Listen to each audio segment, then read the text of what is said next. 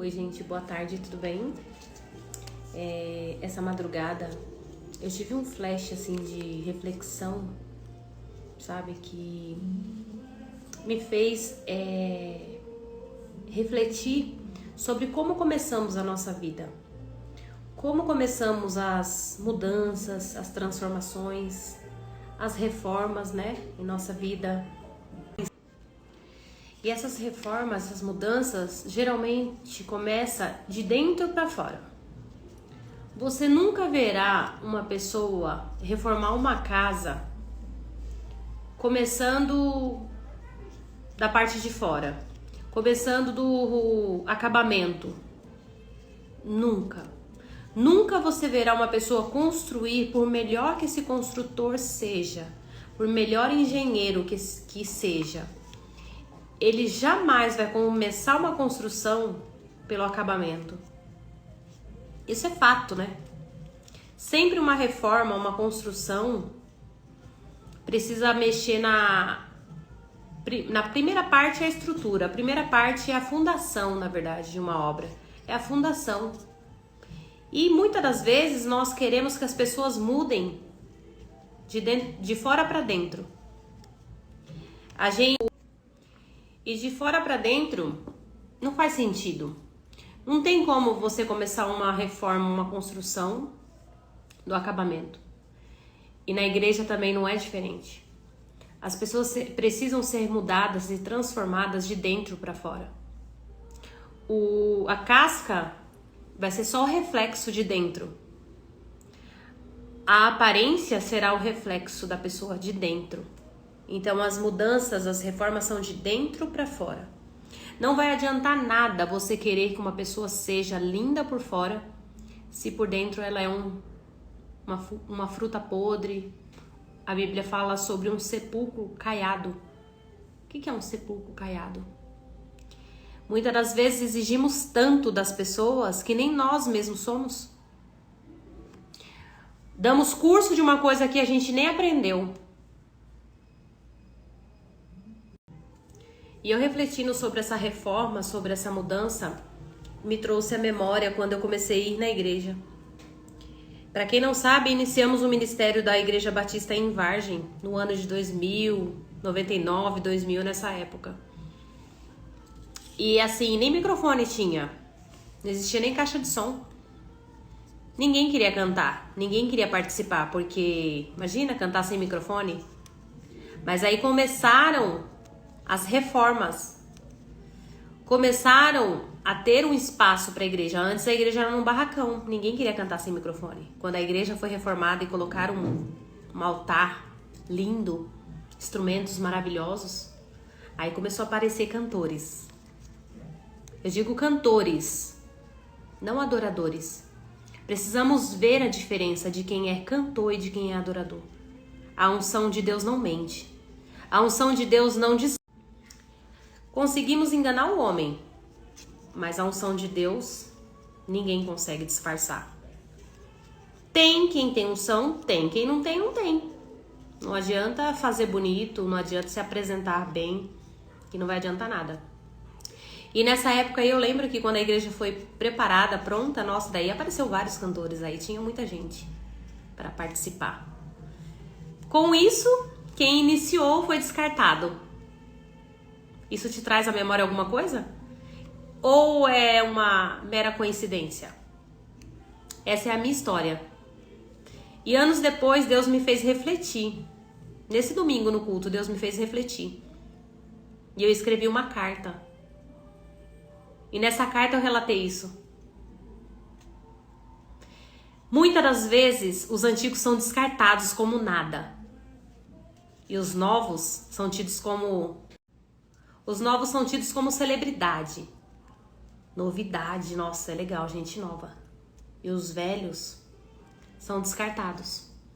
E quantos de nós fazemos isso no dia a dia?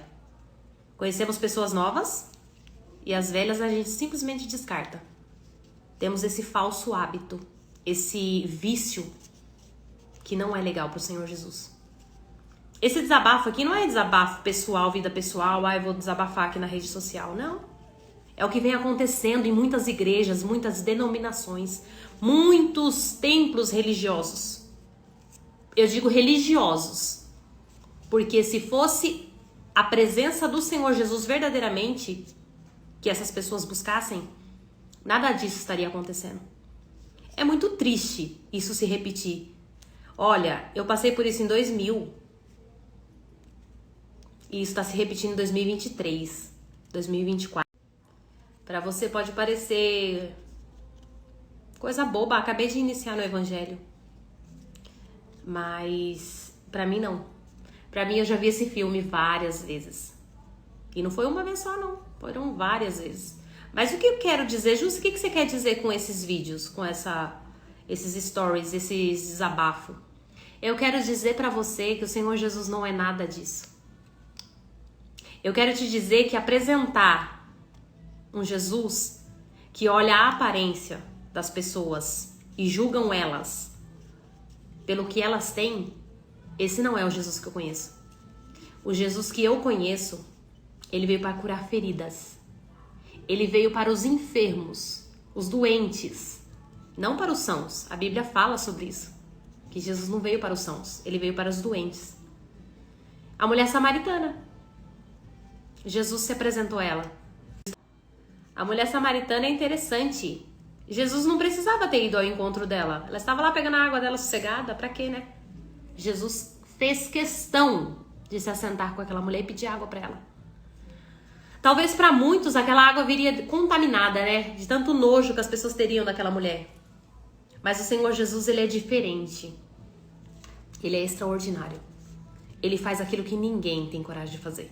E eu adoro tudo isso. Para mim é um desafio, assim, magnífico. Parar o carro, assim, no meio da estrada, sem conhecer, sem saber de nada. E o Senhor Jesus falar assim, ó, pode entregar.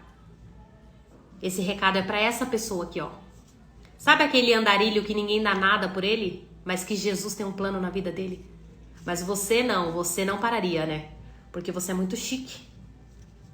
Imagina, você vai parar sua rotina para falar com um pobre necessitado, com um doente, fedendo? Não, né? Mas é esse Jesus. Ele para tudo. Ele parou o céu inteirinho para virar um embrião e entrar no ventre de uma mulher pobre, jovem, inexperiente. E ele escolheu o ventre dela. Sabe para quê? Para nascer numa manjedoura, para mostrar pra gente que não adianta nada recurso financeiro. Ele veio para exemplo, para mostrar que era possível sermos humildes, sentar com os pobres, os necessitados e sermos como eles. Para você se tornar grande, você tem que se tornar pequeno primeiro. Ninguém consegue nascer adulto. Todo mundo tem que ir para um ventre, se modificar inteirinho para conseguir nascer. E Jesus se transformou nisso, em um embrião. Você tem noção de ser da glória dele para se tornar um embrião? Esse é o Jesus que eu conheço. Pequenininho, bem pequenininho. Se tornou, saiu da glória dele, desceu da glória dele maravilhosa para se tornar um embrião. Você tem noção? Ele se compactar dentro de um útero para mostrar para mim e para você que você é especial, que você é importante para ele, independente de nomenclatura, de magistrado, de cargo na igreja. Ele se fez humilde. Ele foi humilde para mostrar para nós que era possível. Ele não se importa com a sua pequenez. Ele se tornou pequeno para mostrar para nós a glória dele. E foi assim na vida de Zaqueu também. Todo mundo julgava Zaqueu como um ladrão, né? Um malfeitor, um cara que roubava impostos, cobrava impostos altíssimos. E foi na casa de Zaqueu que Jesus decidiu pousar naquela noite. Naquele dia lá, foi na casa de Zaqueu. O improvável. Aquele que ninguém chamaria para tomar um café na casa. Porque todos tinham repulsa de Zaqueu. E o Senhor Jesus fez questão de se assentar à mesa de Zaqueu. Então, que Jesus você tem servido? Que Jesus você tem colocado no seu altar. Preste atenção. Ainda dá tempo de corrigir. Ainda dá tempo de enxergar o Jesus verdadeiro, que abraça o pecador. Aquele que escreveu na areia enquanto trouxeram uma mulher seminua para apresentar o pecado dela. Apresentar não. Explorar o pecado dela, explanar, divulgar o pecado dela. E sabe por que Jesus não levantou a cabeça? Você sabe por quê? Você já parou para pensar por que Jesus não levantou a cabeça? Trouxeram a mulher no ato de adultério. Instantaneamente, pegaram naquele momento. Nossa, mas ela é pior, né? Nossa, olha a situação que ela estava, né? Jesus não levantou nem a cabeça. Ele continuou escrevendo na areia. O que será que o Senhor Jesus estava escrevendo naquela areia, né? Eu daria minha vida para saber o que estava escrito naquela areia. E ele estava escrevendo. E ele continuou escrevendo. Talvez ele não estava escrevendo o pecado daquela mulher, nem daquelas pessoas que estavam ali. Jesus estava ali escrevendo, talvez para ganhar tempo na situação, para alguém enxergar que também era pecador. Mas ele precisou